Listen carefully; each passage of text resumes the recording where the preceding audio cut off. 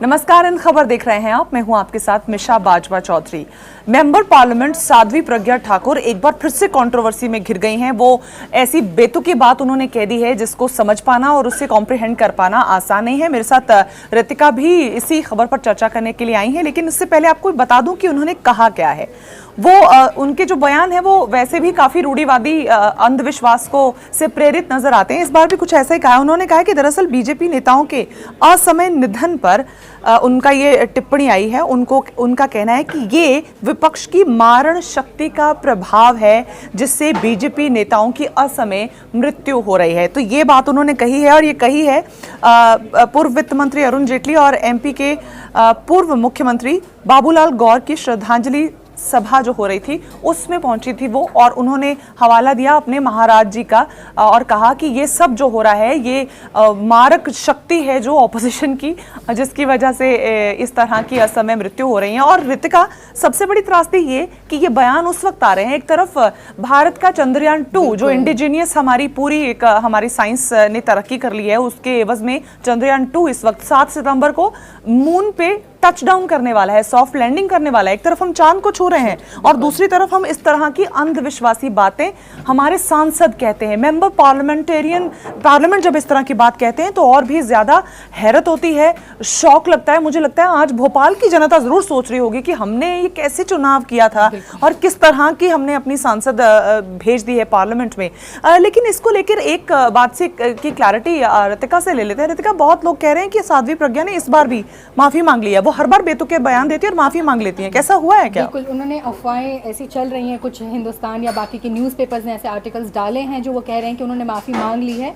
पर अगर आप क्रॉस चेक करें अदर आर्टिकल्स के साथ, which is not justifying this statement कि उन्होंने इस बात पे माफ़ी मांगी है। सो अगर हम देखें तो ये उनकी पुरानी आदत है कि वो बार बार ऐसे स्टेटमेंट्स देती हैं, माफ़ी मांगती रहती हैं। और रितिका, इस बार डिफरेंट ये था कि किसी महाराज जी का हवाला लेके उन्होंने ये बात कही है। तो अब महाराज जी की बात के जिस हवाले से वो ये बात कर रही हैं, उन्होंने अभी तक कोई माफ़ी नहीं मांगी। काफ़ी गैर कानूनी है, अनपार्लियामेंट्री है कि आप ऐसे अदर पॉलिटिकल पार्टीज पे, लीडर्स पे आप ऐसे कमेंट करती हैं कि उन्होंने बाकी के जितने लोग जो जिनका अब तक निधन हो चुका है, जो बीजेपी के काफ़ी दिग्गज नेता थे, उन सभी लोगों को उन्होंने लपेटे में लेते हुए कहा है कि इन सभी का कारण जो है वो मारक शक्ति की वजह से हुआ है। हालांकि अब सभी साइंसदान ये डिकोड करना जरूर चाहेंगे कि ये मारक शक्ति आखिर होती क्या है, क्योंकि हम उस दौर में इंडिया प्रवेश कर चुका है जब ये सब बातें हम पीछे छोड़ आए हैं। ये अंधविश्वास की बातें, ये बेतुके बयानबाजी हम पीछे छोड़ आए हैं। इस बात में कोई दो राय नहीं है कि लेटली इंडिया ने अपने बहुत बड़े वरिष्ठ नेता, दिग्गज नेता खो दिए हैं। पिछले साल former prime minister Atal Bihari Vajpayee ji का निधन हुआ था।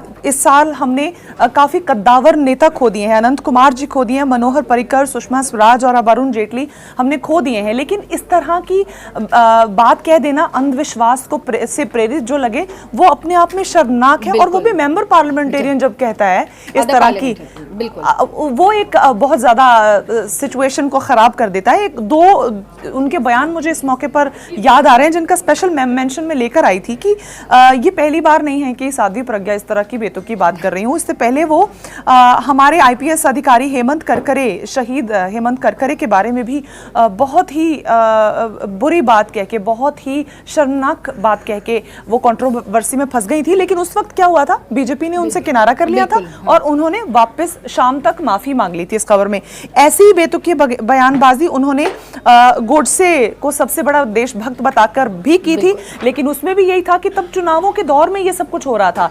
चुनावों के जब वो कैंपेनिंग कर रही थी, ये उस तरह के जो मिस्टेक्स या फिर कहें कि एरर्स वो उस वक्त कमिट कर रही थी। कहीं ना कहीं रितिका ये भी लगता है कि कितना आसान है इनके लिए कुछ बोल देना और शाम को माफी मांग लेना। बिल्कुल। और बीजेपी का अक्सर इस पे स्टैंड क्या होता है, वो कहेंगे कि ये उनका निजी बयान था, हमारा उनसे कोई लेना देना नहीं। मगर लेना देना होना चाहिए, क्योंकि how long can you go on saying things and then saying oh मुझसे गलती हो गई, मैं आपको मारूं और फिर कहूं ओ आई एम सॉरी मुझसे गलती हो गई।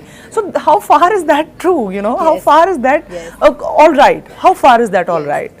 सो साध्वी प्रज्ञा इस बार भी कंट्रोवर्सी में फंसती नजर आ रही हैं। वो कहती हैं मारक शक्ति का प्रभाव है जिस वजह से असमय मृत्यु हो रही है इन वरिष्ठ बीजेपी नेताओं की। और मारक शक्ति किसकी? अपोजिशन के लोगों की। तो ये अपने आप में बहुत ही ज़्यादा निंदनीय और बहुत ही ज़्यादा बेतुका बयान है। आई थिंक इस बार माफ़ी मांगने से, मुझे नहीं पता आज तक होता क्या है माफ़ी मांग लेने से। दिलचस्प ये है कि आप जब गूगल करिएगा व्हाट इज मारक शक्ति तो पता नहीं लग रहा है, पता नहीं लग रहा है कि ये क्या है, कि मारक शक्ति है क्या। इसरो तो काफी इसरो को कहेंगे कि हाँ, कि आप इस पे भी जरा शोध कीजिए, कि शोध करिए और हमें बताइए कि मारक शक्ति है क्या, जिसका हम लोग भी सोच रहे हैं कि कैसा प्रयोग किया उन लोगों ने और ऐसे हथकंडे उन्होंने अपनाकर बाकी लोगों के लिए जो ये बयान दिया है वो कहाँ तक। और एक तरह से एक और बात देखिएगा कि साध्वी प्रज्ञा ठाकुर के इस बयान से उन्होंने विपक्ष को कितना ज़्यादा स्ट्रांग और शक्तिशाली बना दिया, ये कह के कि उनके पास कोई मारक शक्ति है जिससे वो ये सब कर पा रहे हैं।